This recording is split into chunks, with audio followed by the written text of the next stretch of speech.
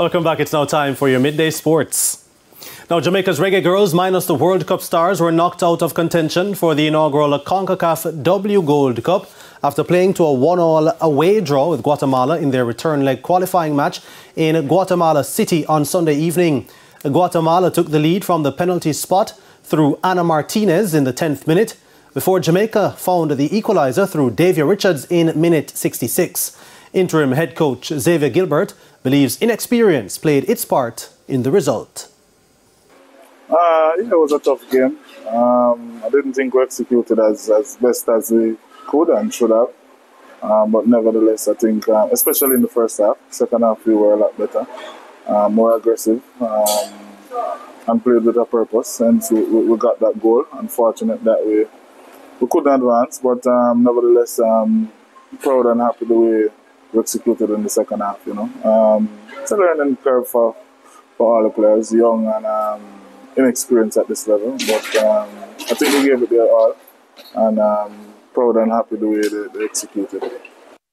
The teams had played to a 2-2 draw in the first leg at the National Stadium on October 29. The result means Jamaica finished at the foot of the three-team group on 3 points after 3 draws and a defeat, and are relegated to League B. In taking second place, Guatemala secured the playoff spot from the group, while Panama, who topped the table, gained automatic qualification to the Gold Cup. Back locally now, defending champions Mount Pleasant were prevented from scoring for the first time this season when they were held to a goalless draw by Waterhouse at Draxall in the Ray and Nephew Jamaica Premier League on Sunday. Mount Pleasant stayed atop the table with 19 points, while Waterhouse remained in 4th on 11 points.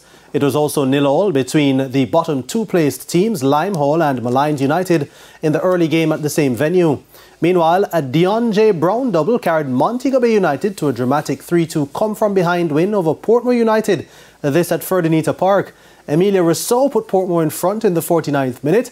10 minutes later, Brown levelled proceedings for Bay United.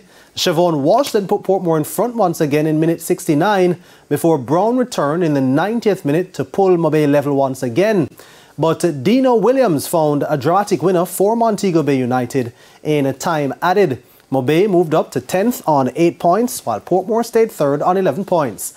In tonight's fixtures, Arnett Gardens will play Vere at 5 p.m. before Tivoli Gardens tackle Treasure Beach, kicking off at 7:30 in a doubleheader at the Anthony Spalding Sports Complex. Now, West Indies ODI captain Shea Hope says advice he got from legendary former India captain MS Dhoni helped him take the West Indies over the line in the first match of their 3-match ODI series against England on Sunday. Man of the match Hope notched a 16th ODI century in an unbeaten 109 off just 83 balls to mastermind a chase of 326 for the Caribbean men at the Sir Viv Richards Stadium in Antigua. Opener Alec Athenaeus had earlier made 66, Romario Shepherd 48, and Brandon King 35 also made useful contributions. Hope hit 3 sixes in the 49th over as the Windies won with 7 deliveries to spare.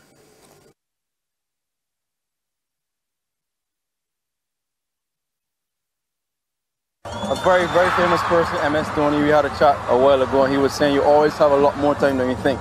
And that's one thing that stuck with me throughout the years. I've been playing ODI cricket, and as long as we have that firepower in the back end, I always back myself to win in any position. And it's nice to see that the guys can pull off chasing scores of 300 plus. And that's it for your midday sports report.